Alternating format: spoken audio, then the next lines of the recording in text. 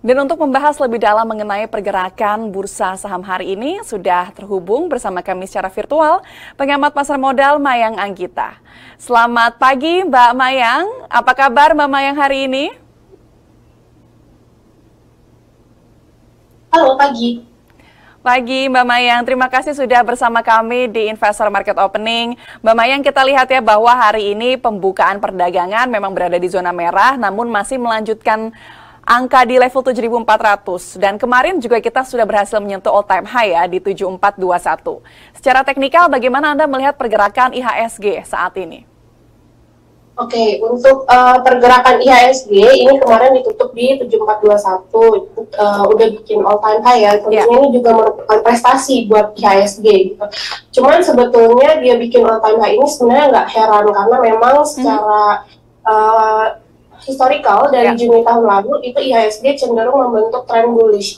Tapi ada secara jangka pendek IHSG ini memasuki area resisten di 7440 sampai dengan 7450. Kemudian kemarin juga ditutupnya di pola candle doji dan ada negatif divergence juga. Jadi secara jangka pendek ada resiko IHSG melemah gitu. Tapi pelemahan ini merupakan pelemahan wajar karena memang udah sepekan terakhir nih rally kayak gitu.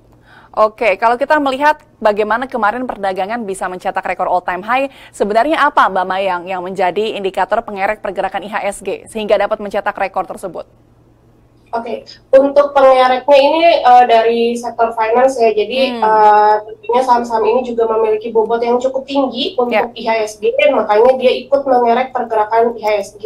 Kemudian untuk movers, itu top 5 moversnya ada dari TPIA, Bank BRI, Mandiri, BRIS, dan BBNI. Ya.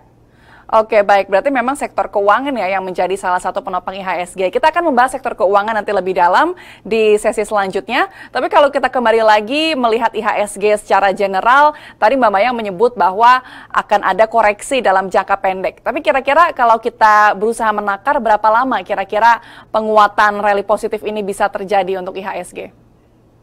Oke, untuk berapa lamanya, karena tekniker ini nggak bisa mengukur waktu, karena inputnya berupa historical price, jadi outputnya juga forecast atau perkiraan arah pergerakan harga dan target price-nya. Tapi yang perlu aku note di sini, untuk pekan ini dan pekan depan, itu ada ex dividen, kum dividen untuk beberapa saham banking. Nah, tadi seperti udah aku mention sebelumnya, saham banking ini bobotnya cukup berat buat IHSG, makanya ini kalau misalkan udah kena ex-date, cum-date, nah itu perlu diwaspadain karena bisa jadi justru menjadi pemberat buat IHSG-nya. Oke, tapi kira-kira ada kemungkinan nggak Mbak Mayang untuk kita bisa tembus di 7.500-an mungkin dalam waktu dekat?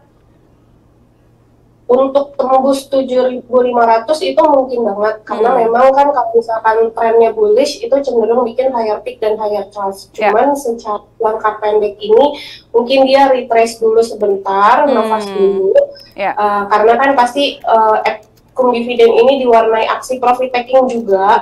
Nah, itu tadi. Jadi retrace sebentar, abis itu baru ada peluang untuk lanjut naik lagi. Oke, berarti memang karena ada aksi profit taking ini kita bisa berekspektasi bahwa nanti akan ada koreksi dulu sedikit baru nanti melanjutkan penguatan lagi.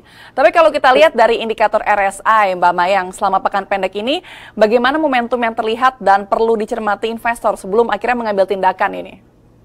Oke, kebetulan untuk indikator osilator di sini aku pakainya yang stokastik, tapi sama aja. Untuk stokastik sendiri, IHSG ini udah memasuki area overbought dan ada tanda-tanda cross. Tadi juga sempat aku mention ada negative divergence juga, artinya ini merupakan indikasi trend reversal kayak gitu. Nah, yang perlu diantisipasi ini jangan sampai para investor ini jadinya terlena kayak gitu, karena udah sampai ke target price-nya, tapi karena greedy nggak mau take profit. Kalau misalkan mau di hold terus sampai next target nggak apa-apa, tapi jangan lupa pasang trailing stop gitu, karena kalau nggak di-cut profitnya sayang, karena kan udah cuan ya udah happy, nanti kalau nggak cut profit malah jadi bocor gitu. Oke, baik. Berarti memang harus dilihat juga ya objektifnya ini mau bagaimana, apakah mau take profit untuk sekarang atau justru di hold. Oke, kalau kita beralih ke sentimen eksternal, Mbak Mayang, kemarin lusa ini Amerika Serikat juga baru merilis data inflasinya. Nah, sebenarnya bagaimana pasar merespon rilis data inflasi yang kemarin baru diumumkan? Oke, inflasi US ini naik 0,1% dari 3,1 menjadi 3,2. Nah, biasanya ini merupakan sentimen negatif untuk pergerakan harga indeks kayak gitu. Nah, untuk Dow Jones ini kemarin menguat tipis 0,1% pada perdagangan Rabu kemarin. Kemudian S&P dan Nasdaq-nya ini melemah seiring dengan para investor yang mengambil aksi profit taking dari saham Nvidia dan saham Intel pertama. Oke, baik. Berarti memang kalau untuk data inflasi ini direspon, namun ada juga profit taking setelah adanya penguatan di saham sektor teknologi ya. Tapi dengan melihat inflasi ini masih berada di rentang 3%, sebenarnya bagaimana stance the Fed untuk menaikkan, maksud kami untuk memangkas suku bunga di tahun ini? Oke, jadi menurut surveinya FedWatch bahwa Fed ini akan diprediksi menahan suku bunganya. Jadi ada sekitar 65% peluang untuk pemotongan suku bunga pertama yang terjadi di bulan Juni. Jadi kalau untuk dalam waktu dekat kayaknya belum, diprediksi belum, mungkin di semester 2 kayak gitu. Oke, tapi yang untuk inflasi kemarin yang berada di angka 3,2% ini sebenarnya di atas ekspektasi para pelaku pasar atau justru di bawah ekspektasi? Iya, sorry. Jadi untuk angka US CPI-nya sendiri ini di atas ekspektasinya. Jadi karena kemarin ini US CPI-nya kurang berpihak pada masa depan pengembangan suku bunga AS, jadi wajar jika setiap indikasi penguatan pada tekanan inflasi ini dan daya beli masyarakat juga kembali memunculkan pemikiran bahwa memang benar suku bunga AS ini masih perlu higher for longer kayak gitu. Oke, dan juga di satu sisi kita juga akan menantikan ya klaim pengangguran dari AS ya. Kalau dari Mbak Mayang melihatnya apakah klaim pengangguran ini justru akan bertambah atau berkurang dan nanti juga bagaimana efeknya terhadap stance dari The Fed?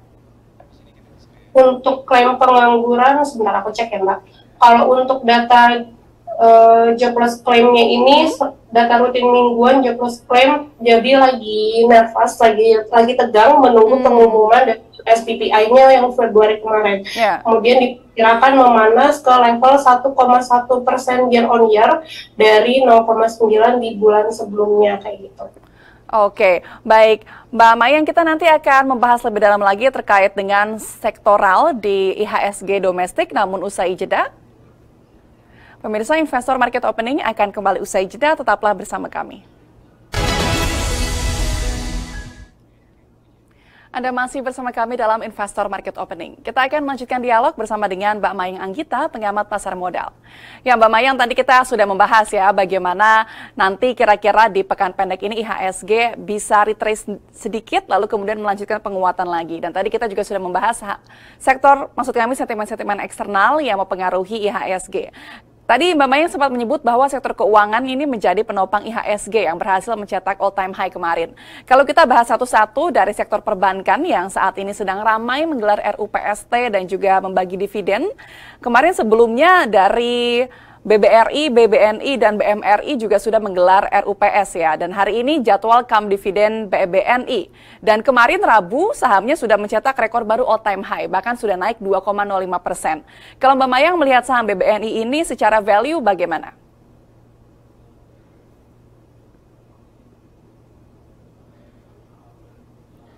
Ya Mbak Mayang, mohon maaf sepertinya audionya masih di mute. Boleh tolong dibuka audionya? Thank you, Mbak. Ya. Oke. Jadi untuk BBRI saat ini lagi uji resistance di angka 6.400. Namun volumenya juga masih menguat. Jadi mungkin next targetnya ada di 6550 sampai 6650. Cuman yang perlu diwaspadain lagi tadi untuk BBRI tanggal kita juga udah kumdetkan. Jadi kalau misalkan BBRI-nya ini udah melemah, ada risiko melemah karena dari sisi volume juga udah mulai turun, kemudian dari stokastik ini ada negative divergence dan udah mulai dead cross juga. Jadi kalau misalkan hari ini melemah, mungkin antisipasi cut profit kayak gitu. Nanti bisa masuk lagi di bawah sekitar 5.500-an. Oke. 6.000 sampai 5.500. Oke, itu kalau BBRI ya Mbak Mayang. Kalau BBNI bagaimana ini Mbak Mayang? Sekarang kemarin sudah sempat di 6225 ya all time high-nya. Ya, untuk BBNI sendiri kita lagi uji resisten di angka 6225. Jadi kalau untuk dari sisi stokastiknya itu juga sama, ada negative divergence, ada risiko untuk dead cross juga. Jadi mungkin diantisipasi cut profit dulu, nanti bisa masuk lagi di sekitaran MA 1020 di seputaran 6.000 sampai 5.950. Oke, baik. Tadi kita sudah membahas BBNI dan juga BBRI. Nah, selanjutnya yang juga kemarin naik lebih dari 2%, ini Bank Mandiri ya, yang ditutup di 7275. Dan sepertinya untuk saat ini sudah ada pelemahan sedikit, tapi kalau Mbak Mayang melihatnya bagaimana kalau untuk BMRI secara valuasi? Oke. Ini aku ngitung valuasinya pakai teknikal ya Mbak. Jadi untuk Bank Mandiri, ini ada resisten di sekitaran 7.300, 7.400, dan ada untuk stokastik juga udah mulai masuk ke area overbought, jadi mungkin ada risiko untuk koreksi wajar aja, karena memang secara tren ini udah di upper channelnya atau di target jangka panjangnya kayak gitu. Jadi kalau misalnya melemah, ini merupakan pelemahan wajar, apalagi Bank Mandiri nanti 19 Maret ada dividen, jadi mungkin teman-teman perlu waspada, ada aksi profit taking ketika tanggal date gitu. Jadi mungkin ada resiko koreksi wajar, tapi sebetulnya kalau misalkan nanti mau beli lagi di area supportnya bisa banget. Oke. Terakhir, hari ini juga BCA akan menggelar RUPS ya. Kalau untuk valuasi dan saham BCA sendiri, Mbak Mayang melihatnya bagaimana? Karena kemarin sudah mencapai 10.000 lebih ya. Iya, benar. Untuk BBCA itu ada resisten di 10.375 sampai 10.550. Jadi itulah alasannya kenapa kemarin BBCA melemahnya lumayan panjang ya. Kayak gitu. Jadi untuk sekarang mungkin support paling dekat ada di MA 1020 di 9.900. Jadi di area ini kalau misalkan mau cicil beli boleh. Nanti next resistennya ada di sekitaran 10.500. Target jangka panjangnya ada di 11.000 kayak gitu. Tapi perlu diantisipasi lagi menjelang tanggal dividen itu biasanya ada koreksi. Oke, baik. Tadi kita sudah membahas dari sejumlah saham perbankan big caps. Mungkin kalau kita melihat sektor lainnya, Mbak Mayang, ini kan kita sudah masuk bulan Ramadan ya. Apakah ada sektor yang bisa dimasuki oleh investor untuk mengambil cuan dalam jangka pendek mungkin? Oke, kalau untuk menyambut Ramadan biasanya nih Mbak, kita kan suka beli baju kan ya, untuk persiapan Lebaran. Nah ini menarik nih, sektor retail bisa dilirik kayak gitu. Untuk saham MAPI-nya sendiri, ini kita bisa cek MAPI dan MAPA. Untuk MAPI kebetulan ini lagi diuji support di MA 1020 di angka 1930, jadi mungkin bisa spekulatif buy untuk saham MAPI. Nanti target price-nya ada di 2.000 sampai 2050. Kemudian untuk saham MAPA, ini juga pergerakannya masih bullish, cuman secara jangka pendek memang masih ada koreksi. Jadi kita tunggu turun aja dulu. Support paling dekat itu ada di MA 50 di angka 90, support ada di 900. Jadi mungkin kita bisa tunggu di area ini untuk cicil buy kayak gitu. Oke, berarti memang sektor retail ini bisa menjadi salah satu pilihan ya yang dicermati untuk investor yang ingin mengambil keuntungan jangka pendek. Baik, terima kasih Mbak Mayang Anggita untuk waktu dan insight-nya pada hari ini. Selamat kembali beraktivitas.